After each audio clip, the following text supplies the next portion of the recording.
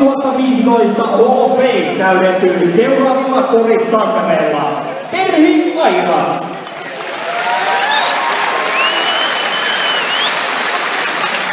Valitettavasti 22 kautta SM-sarjaa, 3 Suomesta, 7 hopeaa, 3 pronssia ja 3 Suomen cupin voittoa, 137 taisteluottelua, joissa 1462 pistettä. Isommat aplodit varmasti saat sitten, kun tuo 7000 henkinen yleisö pääsee aplodeeraamaan. Mä luettelin tässä on aika pitkä lista, niin ihan muutamia. Mitä asioita itse nostaisit omalta uraltasi esiin sellaisena tärkeinä hetkinä tai ansioina? No tietenkin sen, kun Lea on paikalla, että on saanut pelata Lean kanssa. Saarisen Eero on paikalla, että Saarisen Eero on valmentanut. Tämmöisiä tärkeitä ihmisiä on tässä niin matkan varrella tullut paljon. Mitäs paljon tätä nykyään vielä koris kuuluu elämään? No aika vähän kuuluu elämään. Silloin tällöin käyn auttamassa, jos joku tarvitsee apua valmennuskuvioissa, vapaamuotoista. Ja sitten poikani Leevi, joka on paikalla, niin pelaa koripalloa. No aika paljon siis.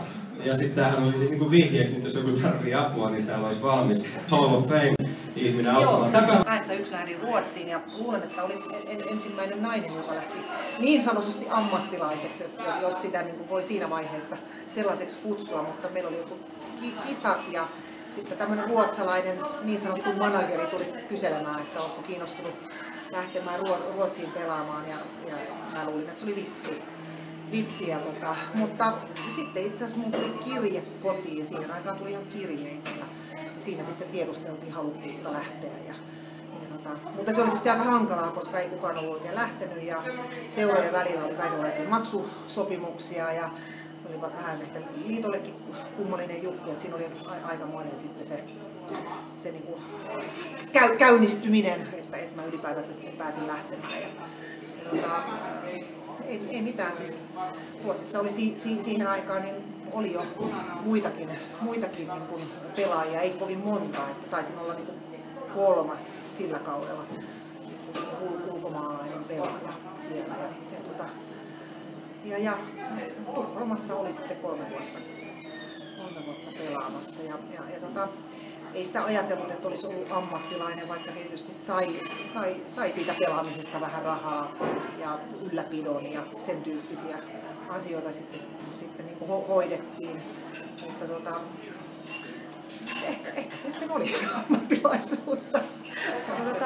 Mä ajattelen ehkä, että mä oon ollut tosi onnekas monella tavalla, vaikka on ollut paljon loukkaantumisia ja on tullut tämmöisiä välivuosiakin siinä, mutta silti kaiken kaikkiaan tosi onnekas. Mä oon päässyt moneen erilaiseen seuraan. Mä oon pelannut ulkomailla, Jenkeissä, Ruotsissa, Itävallassa ja pääkaupunkiseudulla aika monessa seurassa. Eli jollain tavalla se ehkä kiteytyy kuitenkin niin lopulta ihmisiin, jotka tässä koripalloperheessä niin sanotusti on. Että on kyllä tavannut paljon ihmisiä ja edelleen on niin kuin ystäväpiiri koostuu vanhoista koripalloilijoista ja näin.